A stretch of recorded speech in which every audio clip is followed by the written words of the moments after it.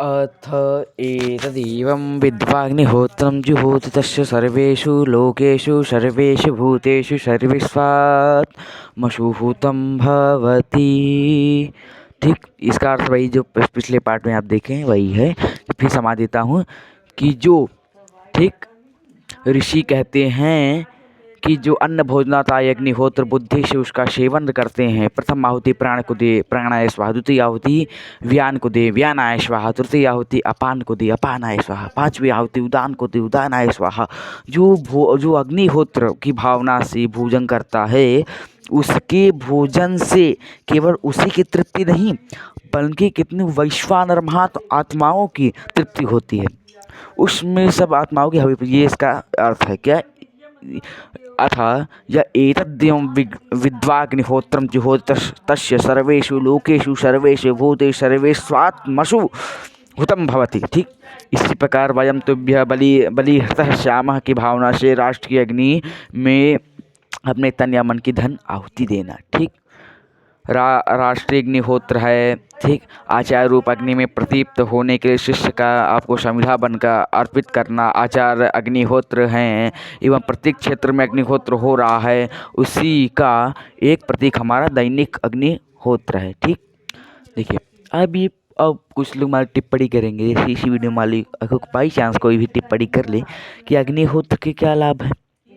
ठीक, अग्निहोत्र मान लीजिए आपसे कोई पूछ ले कि यज्ञ आप कर्मकांडी हैं, ब्राह्मण हैं, कर्मकांड बहु कराते का आपको ज्ञान है, आप जो अग्निहोत्र के क्या लाभ है? अगर आदमी को नहीं पता तो आदमी तो भाई शांति इतना हो जाएगा, उसको पता रहेगा तो फिर दूसरे पूछे, दूसरे को नहीं पता तो स्वयं जानिए क्या कहा गया है। ठीक, अब क्या गया है कि क्या होती है लाभ। देखिए, आप यजुर्वेद के 18वें अध्याय में यज्ञ से प्राप्त होने वाले लाभों का विस्तृत सूची दी गई है। उदाहरण फिर मैं क्या, वो मंत्र कौन है? ऋतं च मे मृतं च मे यक्ष्मं च मे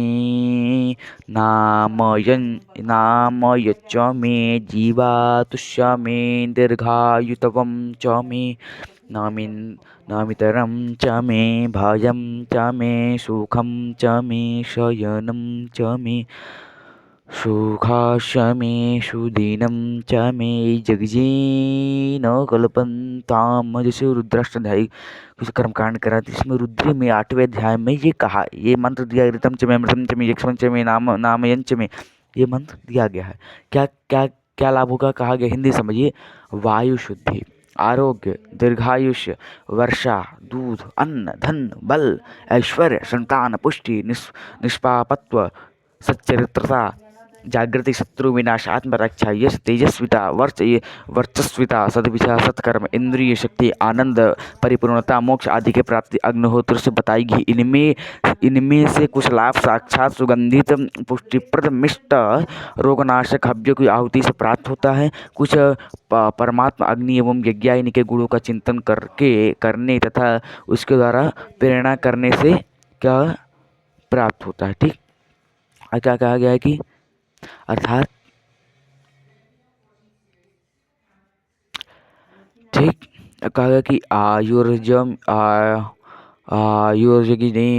कल्पन्ताम प्राणौ यज्ञेन कल्पताम चक्षुर्यज्ञेन कल्पतागुं श्रोत्रं यज्ञेन कल्पताम वाग्यज्ञेन कल्पतां मनो यज्ञेन कल्पताम् आत्मा यज्ञेन कल्पतां ब्रह्मा यज्ञेन कल्पताम्। ये 8वें अध्याय रुद्र के ही है। जो मंत्र प्रदेश का अर्थ समझिए। कहा गया है कि आयुर्यज्ञेन कल्पतां प्राण यज्ञेन कल्पतां चक्षुर्यज्ञेन कल्पतां सत्याचरण, अमृतत्व, क्षमा भाव, आरोग्य, जीवन, दीर्घायुष, शत्रुत्व, अभय, सुख, अच्छी निद्रा, शोभन, उषा, सुदिनम। ठीक ठीक, ये सब हवन यज्ञ द्वारा मुझे प्राप्त हो। ठीक, ये होता है वेद में यही का, वेद यजुर्वेद में यही सब है मंत्रों का, समझिए। ठीक, देखिए वेदारंभ संस्कार में अग्नि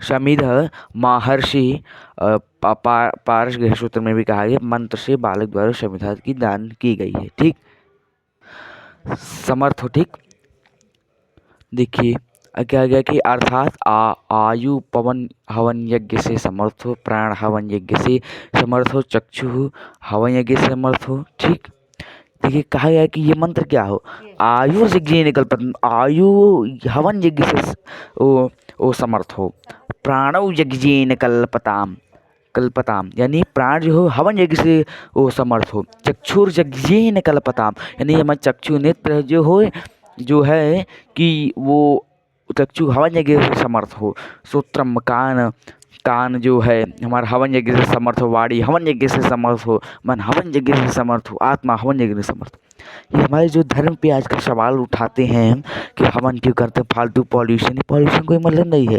और देखिए हवन में जो जो सामग्री डालते हैं सब पृथ्वी के से हमारे पर्यावरण के बहुत उपयोगी, जो वायु को शुद्ध करती है, कोई भी अनावश्यक कोई भी वो नहीं है।